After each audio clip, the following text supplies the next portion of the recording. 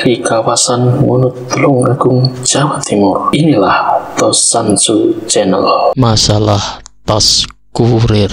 Ketika di tahun 2016 akhir hingga awal tahun 2017 yang lalu, selama kurang lebih 4 bulan saya menjadi seorang kurir paket dan dokumen di kota Surabaya. Di saat menjadi kurir itu ada beberapa permasalahan yang mengganjal di hati saya. 2 di antaranya adalah masalah motor atau sepeda motor dan tas kurir.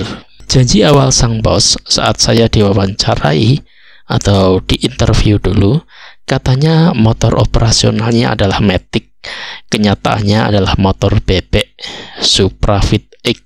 Oke, masalah jenis motor akhirnya bisa saya terima dan maklumi meskipun nggak sesuai janjinya. Saya pikir masih untung disediakan motor oleh perusahaan daripada harus bawa atau pakai motor milik sendiri. Nah, kendala yang kedua ini yang bikin saya nggak habis pikir.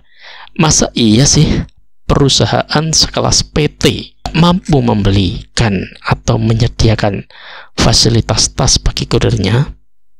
Masa sih harus kurirnya sendiri yang harus beli? Tapi itulah realita yang harus saya alami, dan saya nggak mau kalau harus beli sendiri tas kurirnya.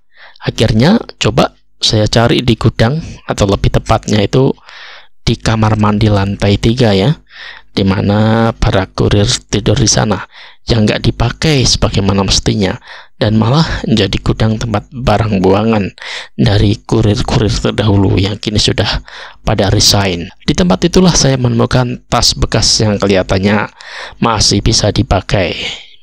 Tas itu saya cuci bersih dan jemur hingga kering, barulah keesokan harinya saya pakai buat wadah dokumen dan paketnya untuk diantar ke pelanggan.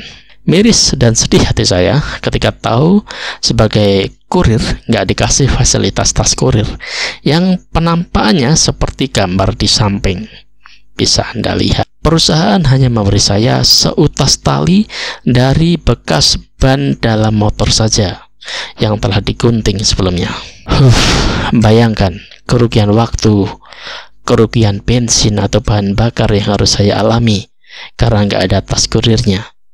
Dalam satu hari, mulai jam 8 pagi sampai 10 malam katakan, rata-rata saya harus bolak-balik pulang pergi ke kantor untuk ambil dan bawa paket itu minimal 4 kali.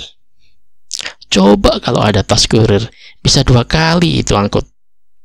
Ya, bisa 2 kali angkut, sehingga bisa lebih efisien.